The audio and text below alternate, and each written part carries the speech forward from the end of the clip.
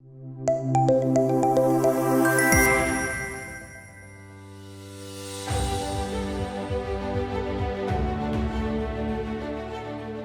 we have Professor Rajeev, Shorey, Director, IIIT Surat. Professor Anil Kumar, President and CEO, Metas Group of Institution. I request everyone to please join us on the stage. I request all our panel speakers to please join us on the stage. We have Ashish Chaturvedi, Vice President, Sabarmati University, Ahmedabad. Professor S.P. Singh, Director General, Kaushalya, the Skill University, Ahmedabad. Professor Parimal H. Vyas, Vice Chancellor, Aero University, Surat.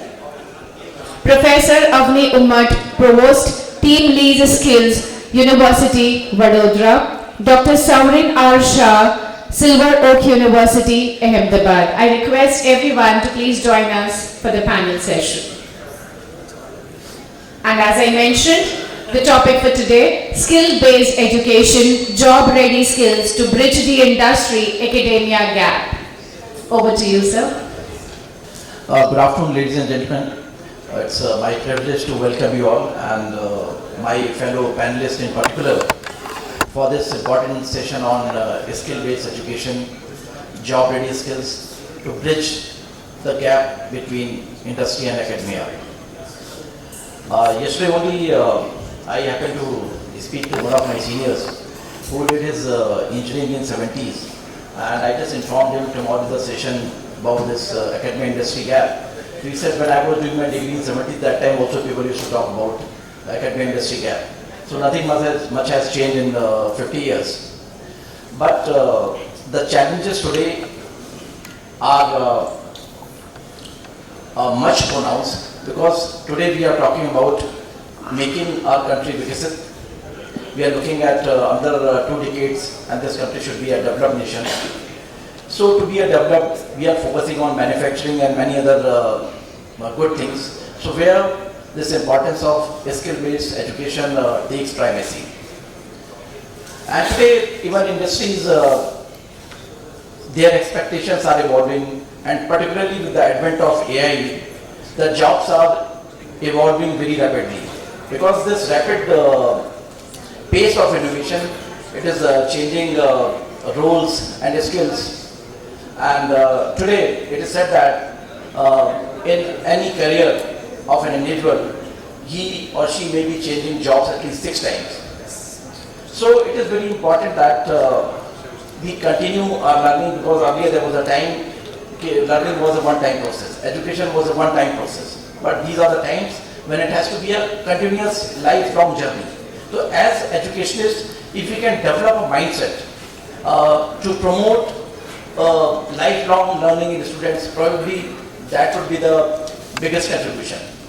So in today's session, as we deliberate, I look forward to diverse perspective, how we can strengthen synergy between academia and industry, and shape our graduates, those who are going to be not just employable but future ready, because basically our role is not just to educate but to empower our students. So today we are going to have a few discussion points. I have already shared with the panelists. The first discussion point is how we can include skill-based education in our curriculum effectively, and if I may start with Professor S.P. Singh. Thank you so much, and thank you Vyas and fellow panelists. I requested for the early departure, so I'll be leaving in next 7 to 8 minutes, so I may be excused from the beginning. In 2-3 minutes I'll put forward my thoughts based upon the topic which has been given to the panels here. That may somehow instigate maybe to deliberate upon further on those issues, and also to look into the perspective of NEP, NSQF, NCRF, Skill University, which I am representing today, Kaushalya, the Skill University, and also ITIs, polytechnics, and the whole ecosystem. And most important is how skill can be embedded in the schools and also to the engineering colleges, IIIT, and everywhere, which is the mandate of NEP 2020, and how that scenario will change in due course of time, 2 to 5 years or maybe 10 years, and what kind of skill manpower we'll be able to provide. Will it be copy, or will it be a same ecosystem that we have in Germany or in South Korea or we have in Singapore, where skill is an integral part of every children, and where the skill is more aspirational and people do not take a skill as a second career, they take a skill as a first career, and that is a skill to be aspirational. So I'll just give 2-3 minutes on that. What I understood so far, that under NEP 2020, 124 places, the word skill has been used.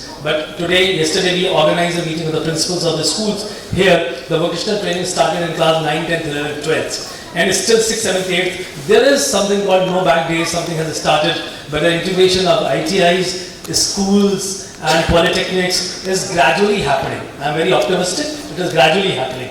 But it is taking time because people are still not been able to understand that how skill is going to be very important part of total ecosystem of making Viksit Bharat 2047. And without the skilling, it seems to be impossible.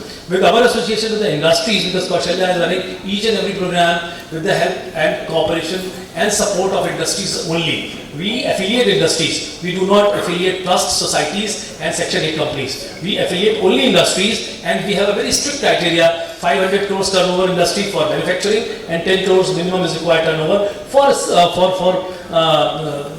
service sector. So we are not trying to go below so that our quality should maintain, and we do that. In this learning ecosystem, what I learned that the pipeline which is there in the industry side is huge. They demand 6,000, 10,000 people, and whenever we tie with them, they say, give me 6,000 people. Today you give me 3,000 people. We are unable to do it. You go to Avani port in Mundra, you go to all infrastructure which is there in Gujarat. 17% of the total manufacturing comes from Gujarat, and I tell you it will become 23% if you give the skill manpower with the same infrastructure. There is a gap of almost 30% losses because of the skill manpower and skill gaps. Two things what you said. So in whole ecosystem, unless and until the students who are with blind eyes are going towards the engineering courses, medical courses and others, if some of them who actually are meant for better jobs in skilling do not take a skill as a career, it will not happen. So I will not take more time, stop here and give food for thought how to make skill education aspirational to the student who is in the school. As soon as he passes class 8th, class 10th, he do not wait for class 12th to pass and go in the system of engineering, medical, pharmacy, CA and other fields, how they can be converted. Unless and until the statistic, 30% of them will not take the right path towards skill, we will not become skill capital of the country. World. The skill capital of world requires 30% migration of these children who probably are meant for these professions better, should migrate into it, and that will be a big change, and this will happen. Because skill jobs, one example finished, that Pidilite, our associate partner, is running a course in furniture manufacturing and design. They started with 7 students, now in the 3rd year they got 50. And they are now most sought after, not because it is very important, because the student passing out BSc in furniture manufacturing and design is getting the initial salary of 40,000 rupees. And many other courses are unable to provide that, but it is a hard job where you have sweat and sun, 2S. Above you, if you are ready for sweat and sun, job is not a problem. We have to change the ecosystem in a way so that our children or the children whom we are teaching start migrating towards skill. I know it is very tough because nobody wants to marry a plumber, everybody wants to marry an engineer. That ecosystem needs to change in this country, and for which we are striving for. Thank you so much, everyone. Madam, if you would like to add something on this.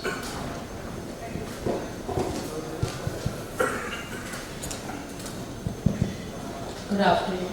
Am I audible? Yes. Thank you.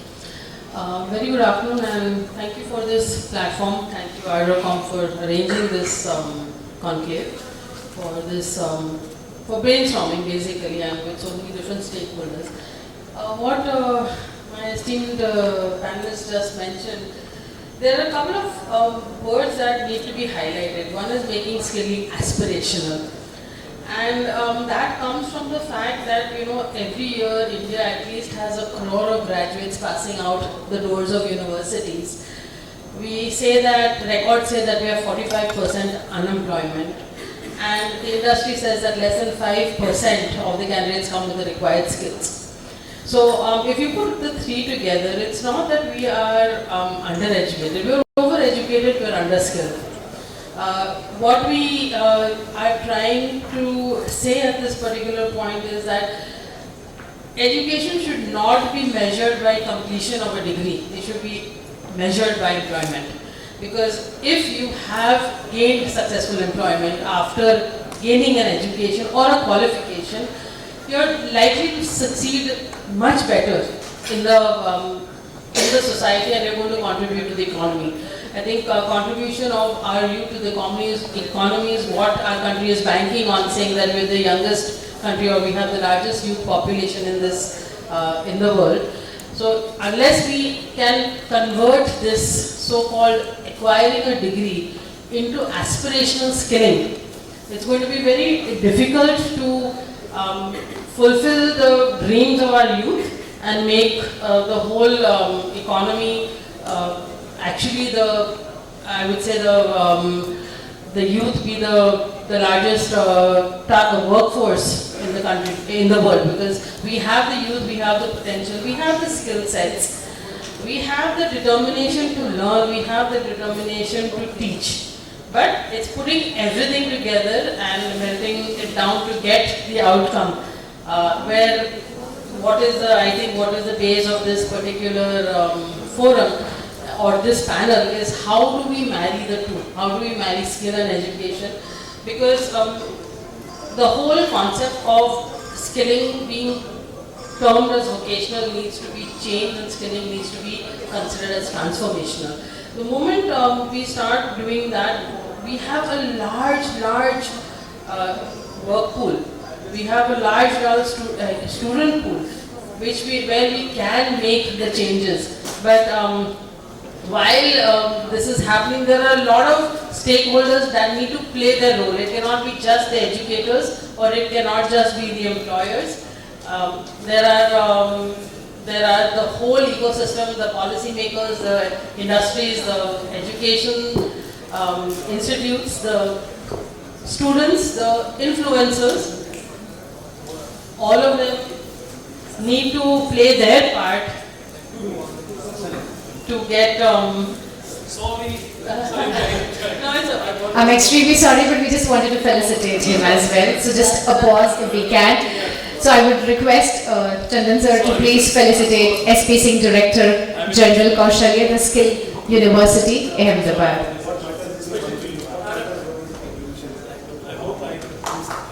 Yes, please. That was really insightful. And that sentence really touched every one of us, that we really need to change the thought process. Thank you, sir. Thank you. I'll Yes, move please. on, let you move on to other panelists. Thank you, madam. Very well said. I really appreciate your point when you say that we are basically focusing on acquiring of degree. So here just I want to quote in our university, Institute of Advanced Research, we are running a very prestigious skill development program, and this is being sponsored by Life Sciences Sector Skill Development Council of Ministry of Skill Development and Entrepreneurship. So when we started first batch, so that was a batch of 30 women, all postgraduate, and the training was planned for 3 months. And we designed the curriculum, and this curriculum was designed while sitting with the industry. So we worked backwards, we worked on the JD which was there, job description, and thereafter what are the skills required, and then the curriculum was designed. And thereafter when the teaching started, in 3 to 4 days we realized there is a huge gap what we are teaching and what is their capability to learn. We had planned that these are all postgraduate, so they have a basic level of understanding. Thereafter the learning, whatever teaching was planned. So then we had to redesign the whole thing, we had to modify it, and for a PG, we started from the 12th grade. The duration of the training program was changed. So that clearly speaks that we may have a degree, but what is the associated knowledge we have got. So thereafter we had to start from 12th, and once that skill development program completed, and all those girls when they were placed, thereafter in a feedback session they realized today possibly these 3.5 months have changed and made us learn what we could not learn in 5 years of UG and PG. So that is where the gap of obtaining a degree and what we are actually learning every degree is associated with a knowledge level. But if that gap is reduced, possibly we have to bring degree and associated skill closure. Then only we can meet the requirements, and also the problem of unemployment can be addressed. So the another discussion point is that if there is a role of industry, how they can help academia to work out the curriculum so that this gap can be reduced. Sir, if you may have your views on this. Thank you, Brigadier Vyas. It is biggest challenge today in most of the education institutions to bridge that gap, as you have rightly pointed, sir, with a requirement of more than 52 million people required in the industry. And if you look at the employability index report, which comes out each year, we realize that there is almost 60% of the graduates, the latest report that says 60% of the graduates nearly are the ones who are not employed because they are qualified but they are not skilled. Therefore, they are not recruited. Now, I have a special privilege of being in the medical education and also in the non-medical education. This important aspect is still more scarier in the medical education, if you really see, because the skill that you're going to get in the college, you need to work on the patients in the hospital, and that becomes a real more problematic thing. If it's engineering, management, other subjects, that's okay to some extent, but today even the medical education faces the same problem, and I am privy to some of those problems that we have. So how do we bridge this gap? Can the medical education teach some things for non-medical education groups? Can the non-medical education groups teach something for the medical educational groups of learning? So I just wanted to add to that point there. Now if you look at medical education, we have an internship, we have clinical postings, we have many other activities for them, case studies and all that happens right there in the wards on a daily basis. But if you look at a non-medical education, which I am trying to tell all of us, there are many institutes which don't actually get into the industry.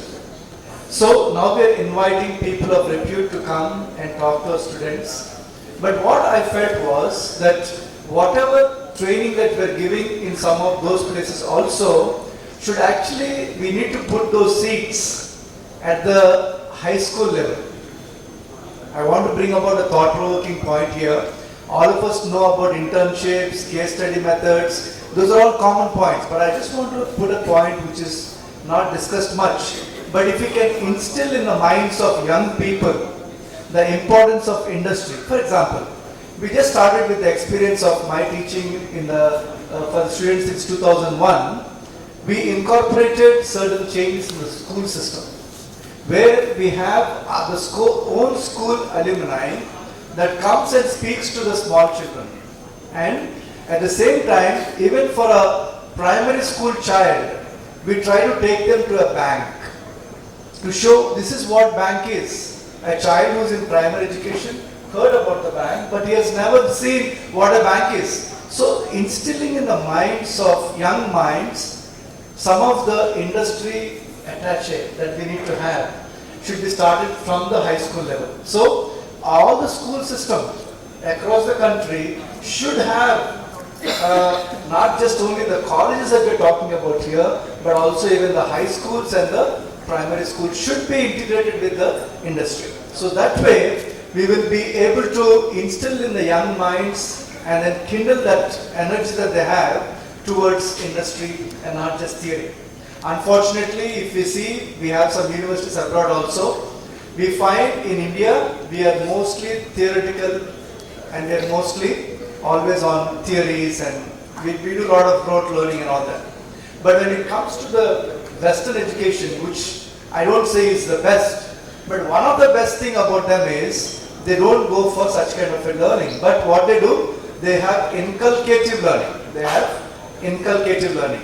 The teacher instills the mind and challenges the mind.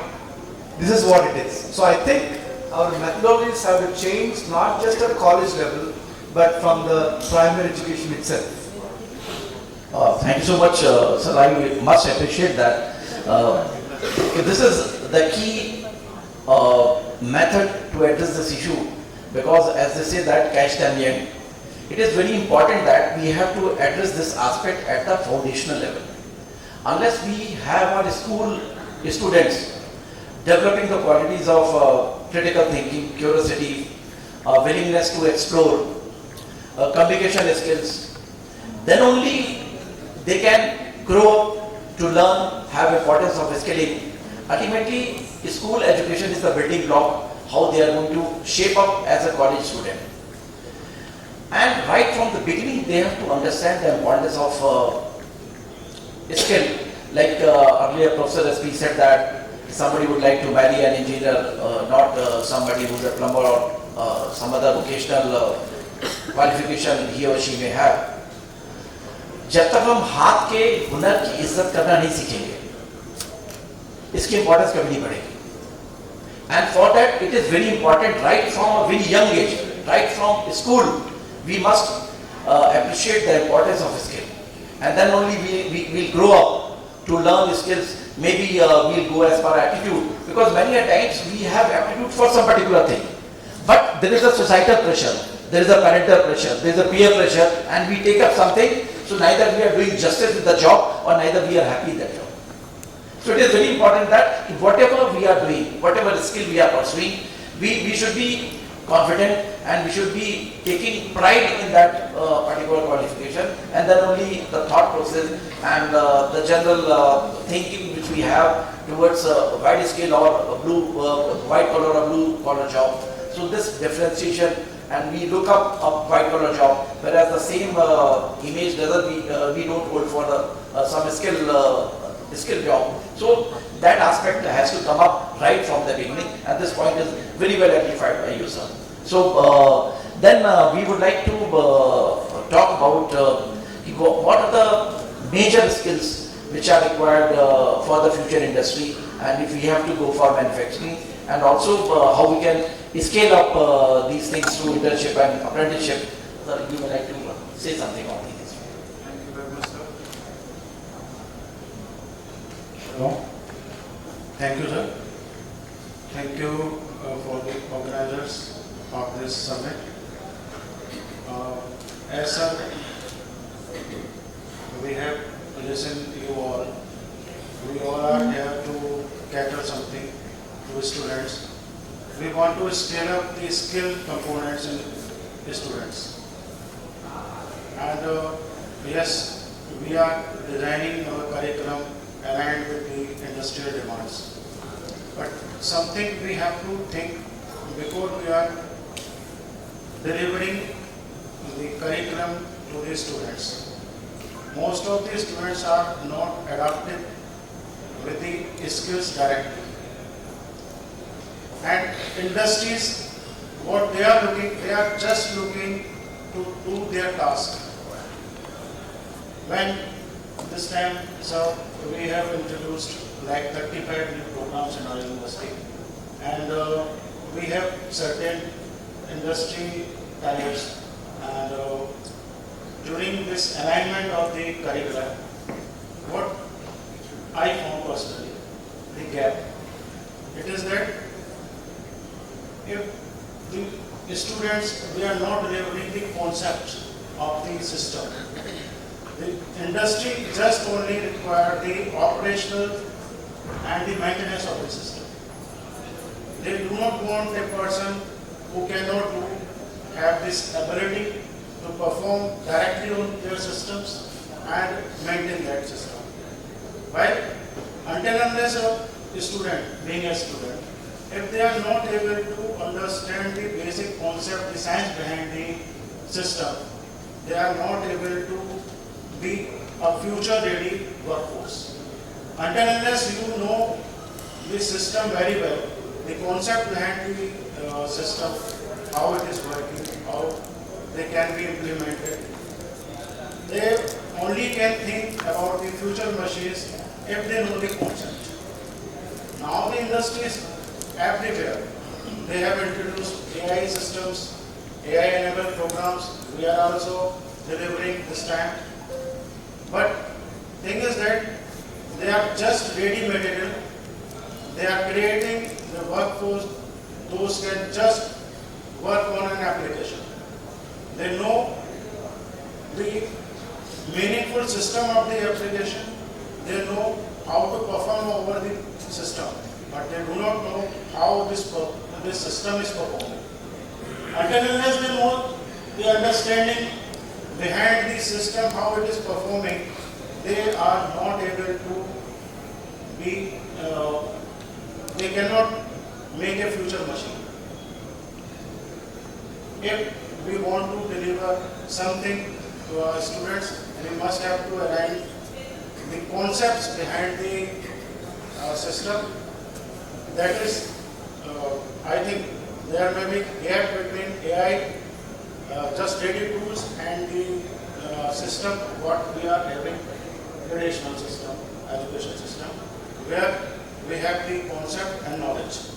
So, what I want to say here, we have to align the curriculum in a way. There must be some knowledge apart from the skills only. We have to focus on industrial demand, but we have to align our curriculum in a way where knowledge, concept, and the skills all are aligned in a single platform. Thank you very much. Well said. Ultimately, knowledge is the foundation and manifestation is the skill. So both have to be integrated. That's actually that is the way forward. And so when we talk about skilling, the basic aim is to improve employability. So I would just like to hear your views how these employability outcomes can be measured and also improved. Thank you.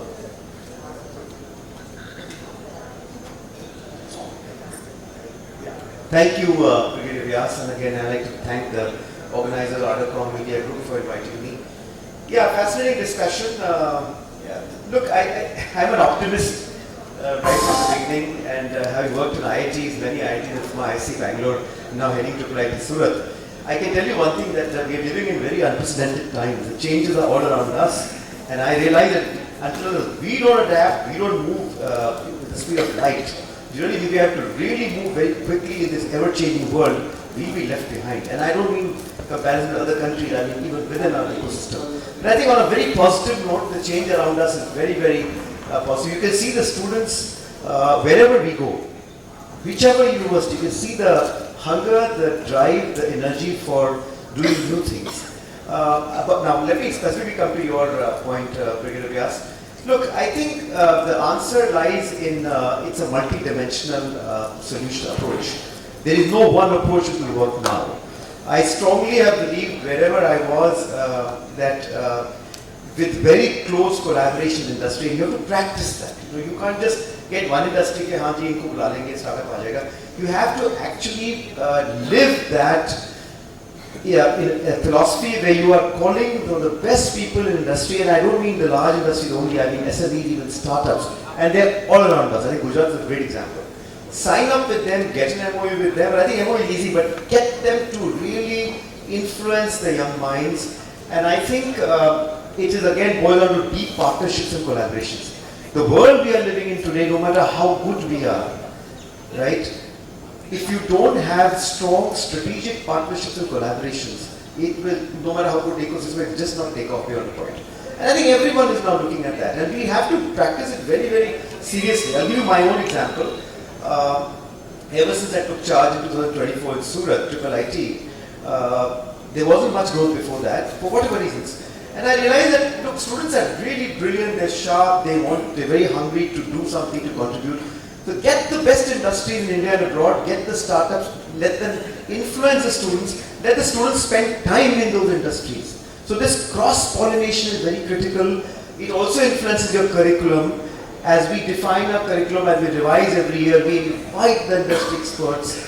For example, just a week from now, one of the top persons from Microsoft Research, Professor Swami Manohar, is going to spend 2 days with us influencing and the entire curriculum, saying अगर आप AI, ML, agentic AI incorporate नहीं करोगे, तो you'll be left behind, right? So that's one example, and then in manufacturing, right? So I've gone to Larsen and Toubro, I've gone to other top companies and asked them, look, please come and spend time and influence a young mind. So it's all about deep strategic partnerships and collaborations, which I can tell you will give wonderful results. We're already seeing that in the ecosystem all around us. It's a great time. I mean, the youngsters today are bubbling with ideas, energy, and it's just unbelievable. Probably they have enough opportunities that we didn't have go back a few decades ago, but it's a complete game changer now. But we have to move very quickly, because if हम leaders, education leadership में if we are slow for whatever reasons, then the pace, they are moving very fast to cope up with them. So, Thank you, sir. Yes, please. I think the mindset shift also when you talk about collaborating with industries. Until now, we've always, as universities, we've had industries on advisory bodies. We need to get industries to co-create curriculum and content both. Only then will we be able to deliver what they want. Yeah, thank you, madam. And so I really appreciate when you say that you have a positive outlook for everything. Actually, that is a way forward, and rightly said that our new generation, they have the capability and they are willing to learn, willing to explore. It is up to us how we give them direction. Earlier, when I mentioned about the skill development program which we had done, since we designed the curriculum based on the job description which was required, and it was the kind of serious work which was done, because I just want to tell you that skill education is very close to my heart, because I come from army, and like there, unless you have perfect expertise on your work, whether you are firing a weapon or operating a radar, because there are no runners-up. Either you are a winner or you are dead. So it is very important, whatever job is assigned to you, you have to be perfect at that. So when I came to the university, we decided that if we have to run a skill development program, it has to be the best. And after we completed that program, all those students, they were recruited by the company. It is Avani Pharmaceuticals. And after a couple of months, we asked them to give a feedback. So their plant had said that I will sum up the whole thing in just one single sentence. That is, in my 30 years of service, these are possibly the smartest recruits I have ever got. And I think he could have said in a more emphatic manner. Because he said that like in our company, we were always quality conscious. So anybody who was joining the company, it took 3 months or sometimes 6 months. They were just learning the ropes. And they were actually not able to contribute effectively to the job. We are just paying them salaries, but they are learning job. But here is the situation where right from day one they are contributing. So that was a big gain for the company. So that gave us also a lot of confidence to plan our subsequent batches. So initially, even the candidates, the students who were there, they were not really happy, because like learning their skills to be expert hands-on, it is a very tiresome process. But once they realize the kind of accolades they got after joining that stream, then they realize there is nothing compared to skilling. Education or any knowledge is all right. But as I said, that knowledge can be the foundation. But it has to be manifested into the associated talent or skill which you are supposed to be doing after obtaining a particular degree.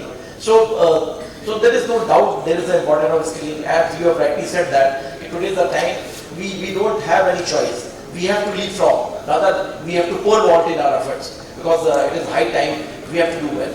So we are just nearing the end of this final discussion. If I may request my fellow panelists just to say if they have some parting remarks, and thereafter I can take your comment. I have a question. Yes, we'll just. Okay, you are please. No, speaker. Can I have? Mic. Mic. Can you directly argue?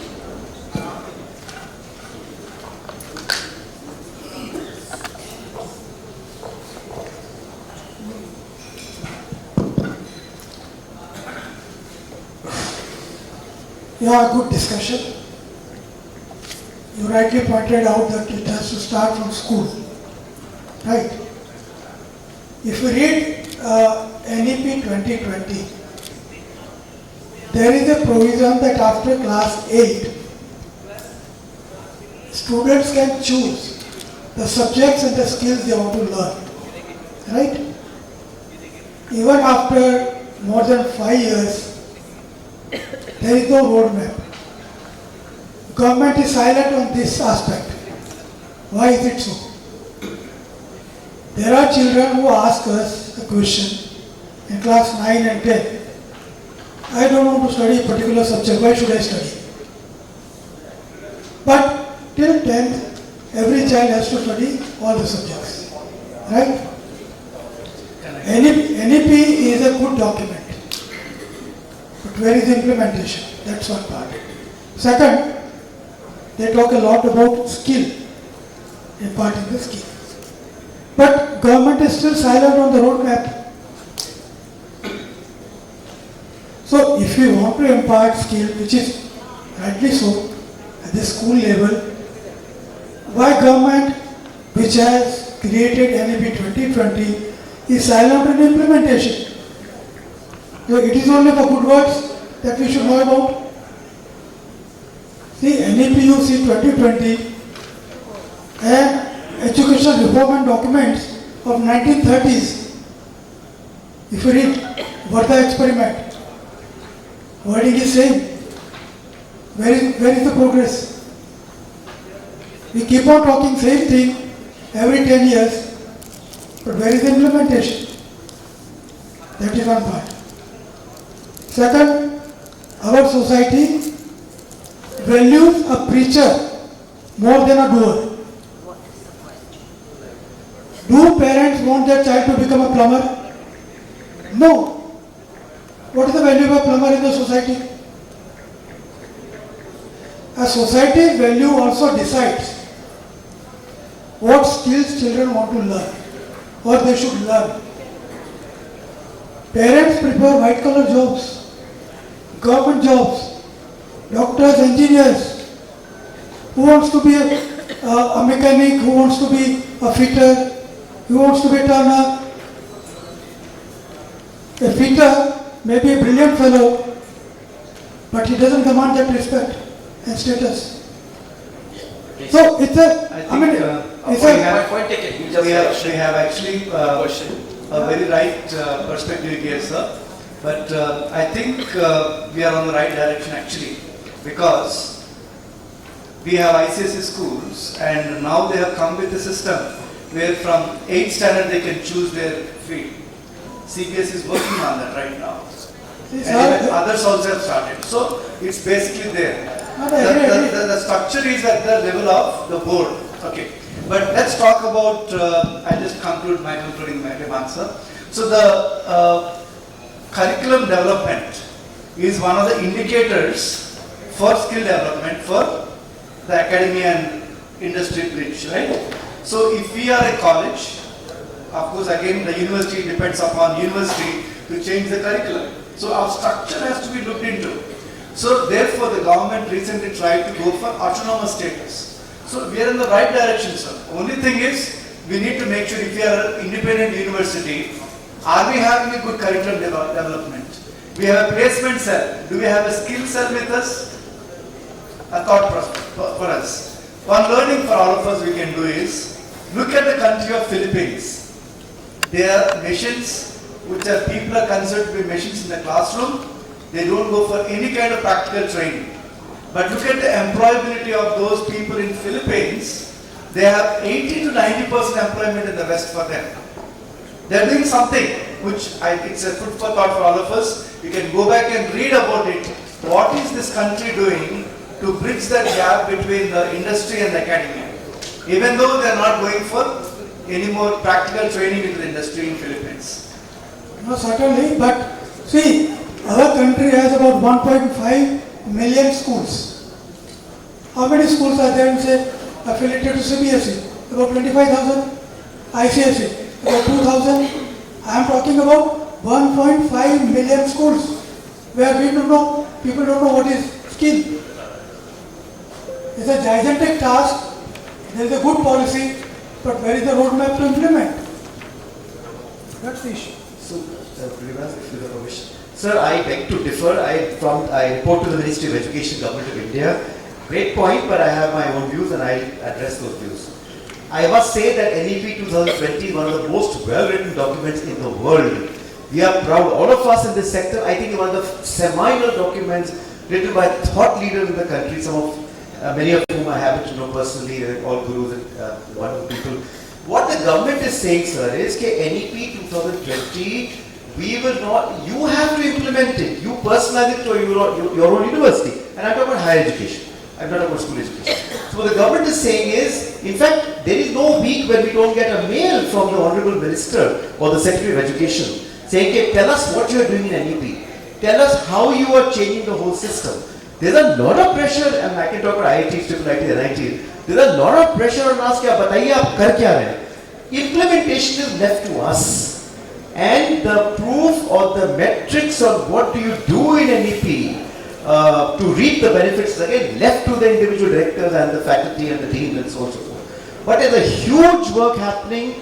I must say that the changes are being felt around us round the clock. The system has changed completely. Today, in fact, my IIT student is here, Kaushik.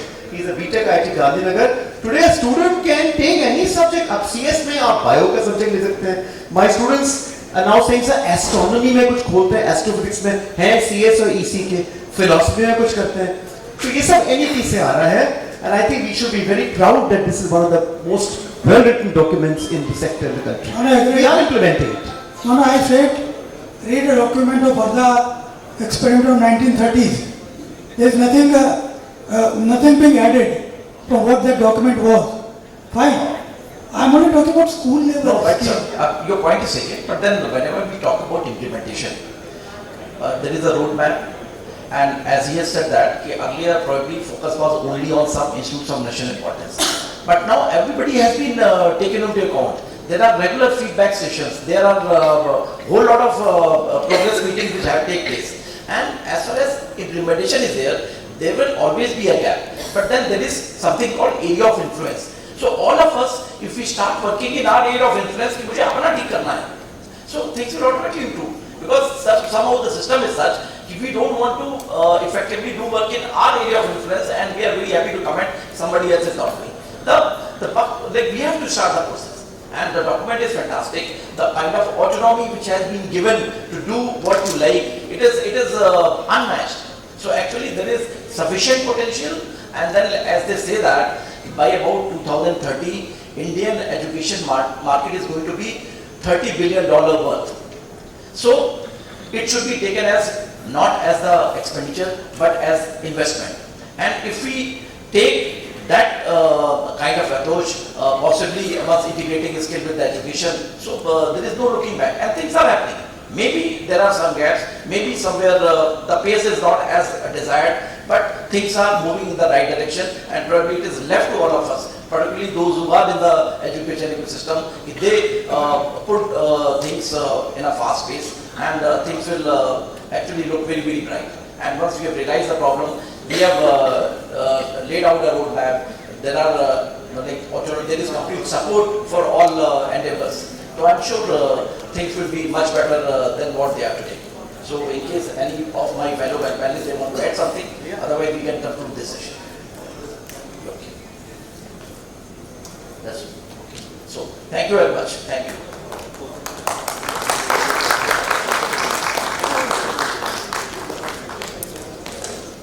Thank you very much. I'm sure for the question answers, we can still get connected at the high tea time.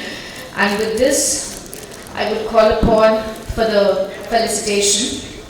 So please, I request Chandan sir if he's somewhere around.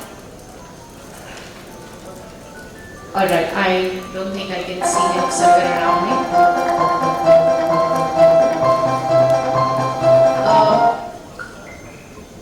Just a moment please. Aman sir. Okay, with this, till then, thank you very much to all our speakers for highlighting the importance of skill-based education and job readiness. Because when skills meet opportunity, success is not just possible, it is inevitable. So yeah, thank you very much. We really had an insightful session today.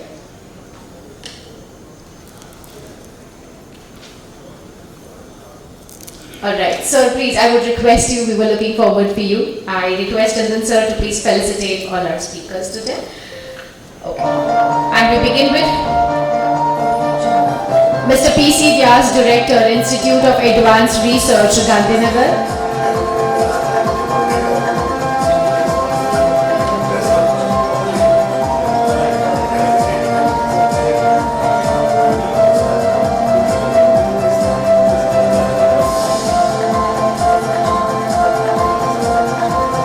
Let's have some applause for all of them, please.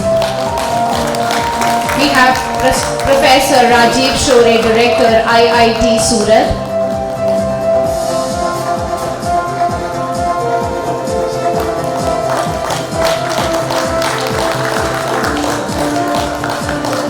We have Professor Anil Kumar, President and CEO, Metas Group of Institutions.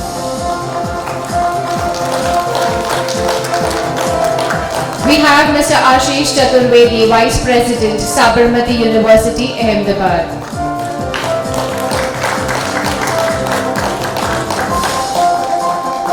We have Professor Avani Umatt, Provost, TeamLease Skills, University, Vadodara.